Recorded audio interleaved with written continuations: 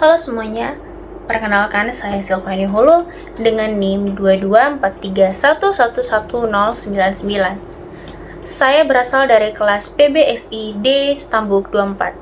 Saya akan menjelaskan frasa dalam bahasa Indonesia. Yang pertama adalah pengertian frasa menurut para ahli. Menurut Ramlan pada 1987, frasa adalah satuan gramatikal yang terdiri dari dua kata atau lebih dan bersifat non-predikatif.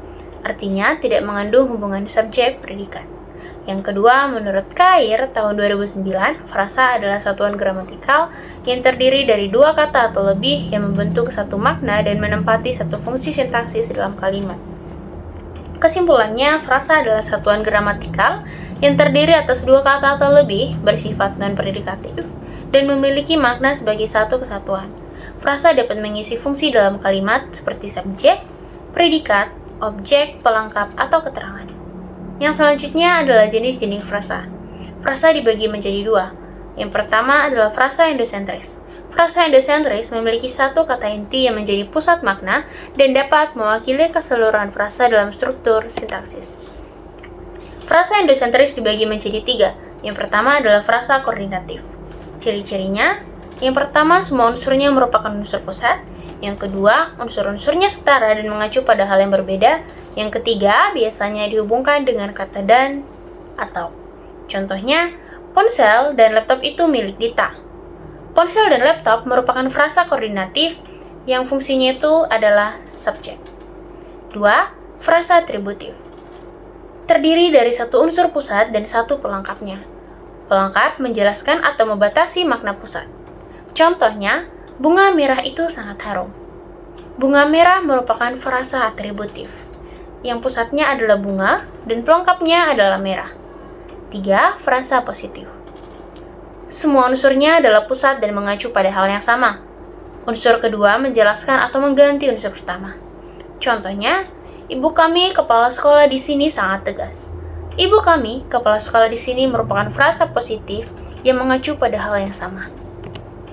Selanjutnya adalah frasa eksosentris. Frasa eksosentris tidak memiliki unsur pusat. Unsur-unsurnya membentuk hubungan struktural yang tidak dapat digantikan dengan salah satu unsurnya saja. Yang pertama adalah frasa konjungtif, ditandai oleh adanya konjungsi bawahan, misalnya ketika, jika, karena. Yang kedua membentuk anak kalimat atau klausa bawahan.